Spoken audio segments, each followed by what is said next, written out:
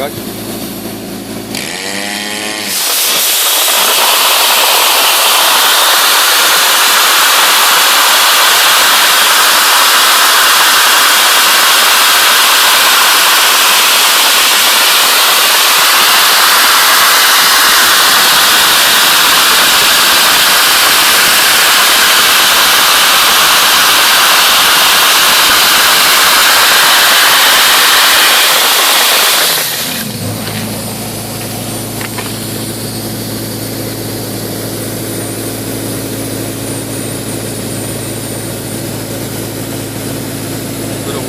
Rolig over der, altså.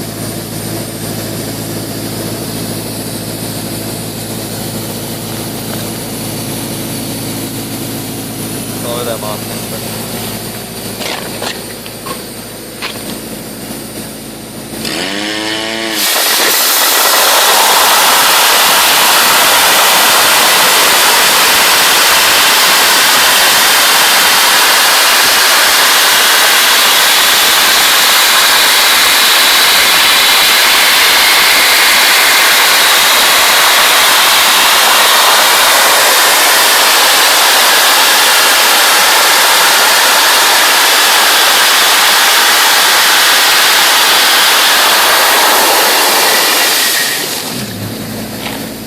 Her det jo noen limrester eller et eller annet rart som vi ikke får bort. Men det jo det på treverket jeg skal snu ut, så når vi blåser en annen side hvor ikke den type.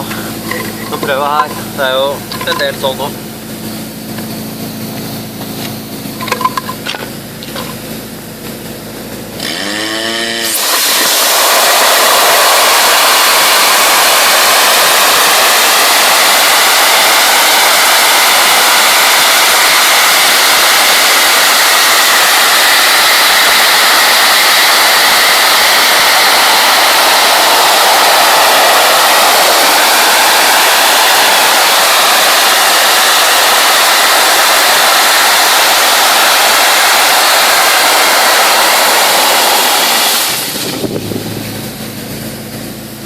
Bare hold den litt rolig ned.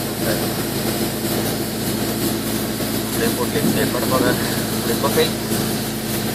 Det ikke noe problem med kvist.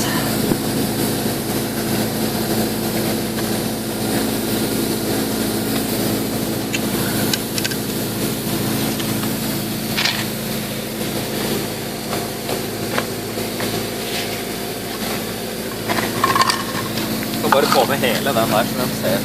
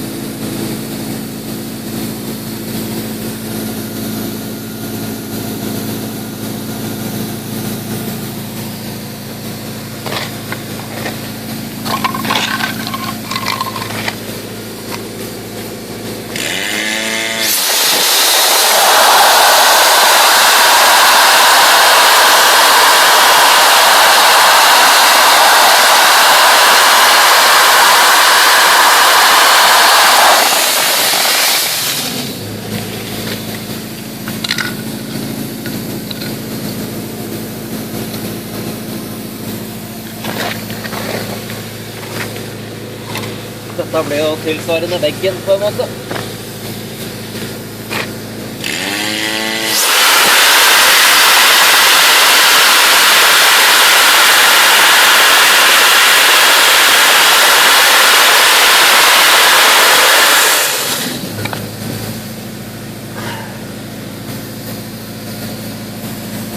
Det var et eller annet rart på den, ble ikke lys. Så prøve å blåse den her hvis det noe lignende sånt.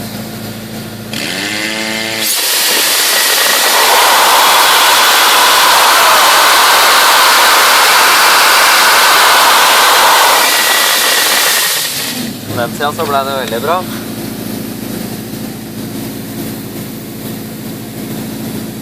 Få med hele på den også.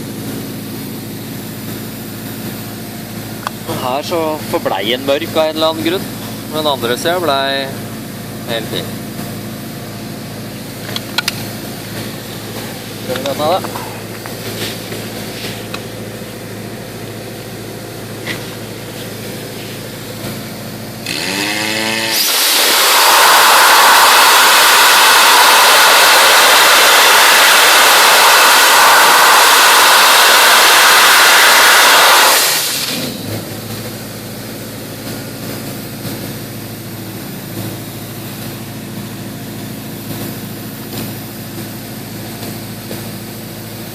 Prøve litt på den siden, så ja.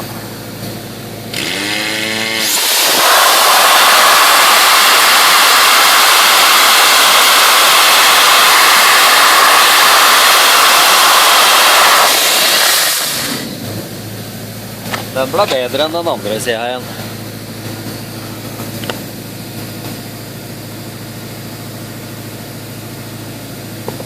Nå har jeg slått gjennom her da, så er vel det som er gulvet liksom.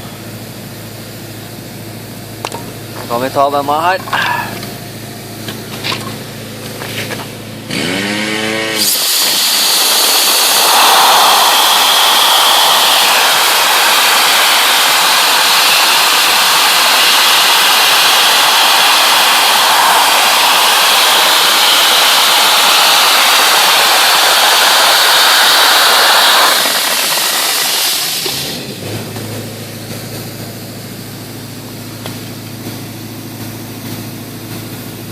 Her er et eller annet som vi ikke får bort.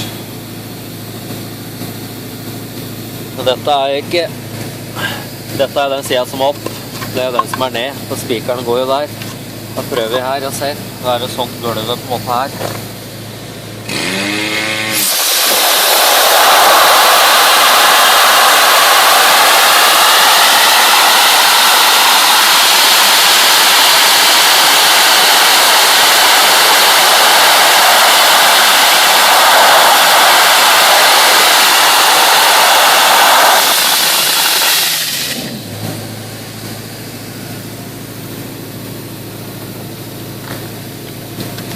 Jeg må bare ta en oversikt over alle sammen her.